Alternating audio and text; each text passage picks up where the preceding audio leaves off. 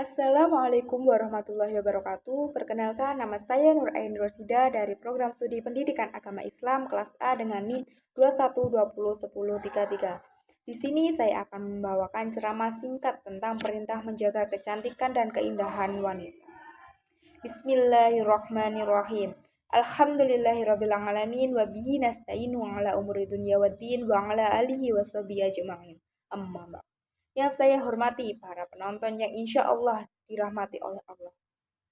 Marilah kita bersama-sama panjatkan puja dan puji syukur kehadirat Allah Subhanahu wa taala, Tuhan semesta alam, karena atas berkah, rahmat dan hidayahnya kita semua dapat berkumpul di tempat yang insya Allah mulia ini.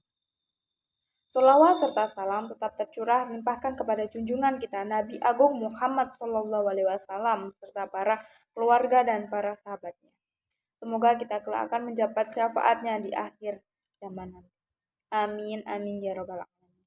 Teman-teman muslimah yang saya hormati, izinkanlah saya pada kesempatan ini untuk menyampaikan sedikit bahasan tentang perintah untuk menjaga kecantikan dan keindahan wanita.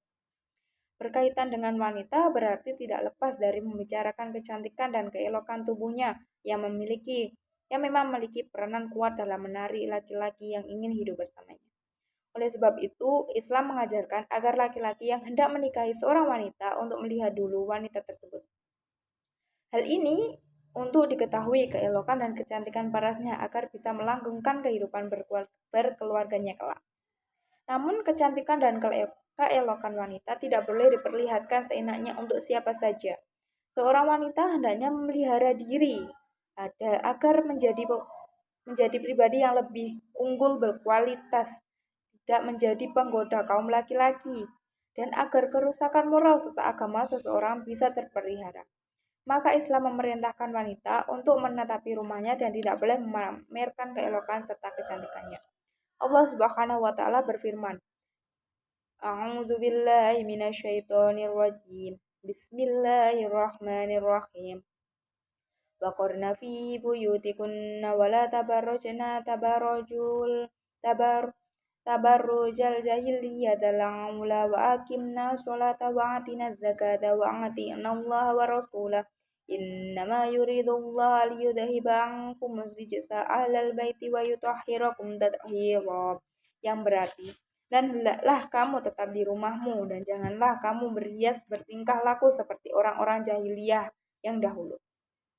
Dan dirikanlah sholat, tunaikanlah zakat, dan taatilah Allah dan Rasulnya. Sesungguhnya Allah bermaksud hendak menghilangkan dosa dari kamu, wahai ahlul bait, dan membersihkan kamu sebersih-bersihnya. Quran Surat Al-Ahzab ayat 33.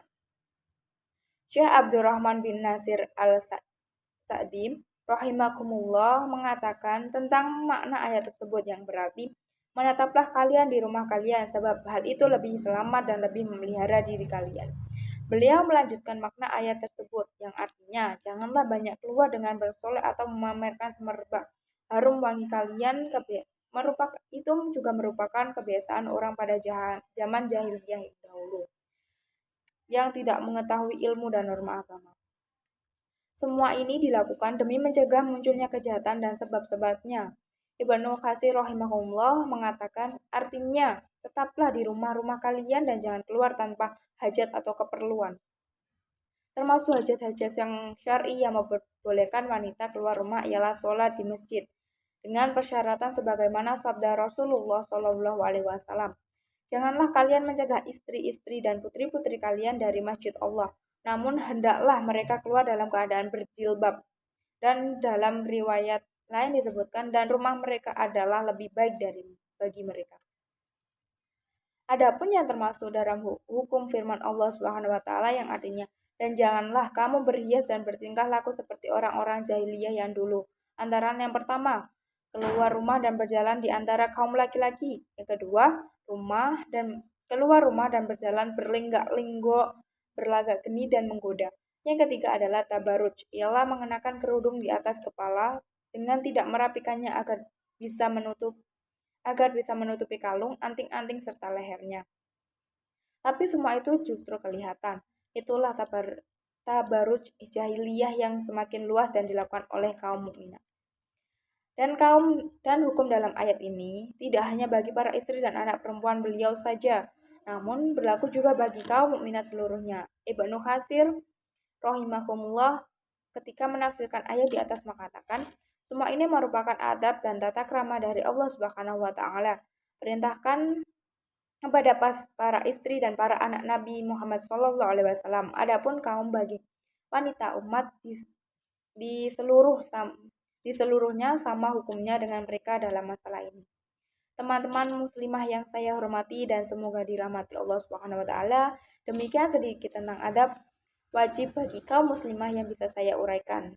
Mohon maaf atas segala kekurangannya dan terima kasih atas perhatiannya. Semoga bermanfaat. Billahi wa taufiq wal hidayah wa ridho wal inayah. Wassalamualaikum warahmatullahi wabarakatuh.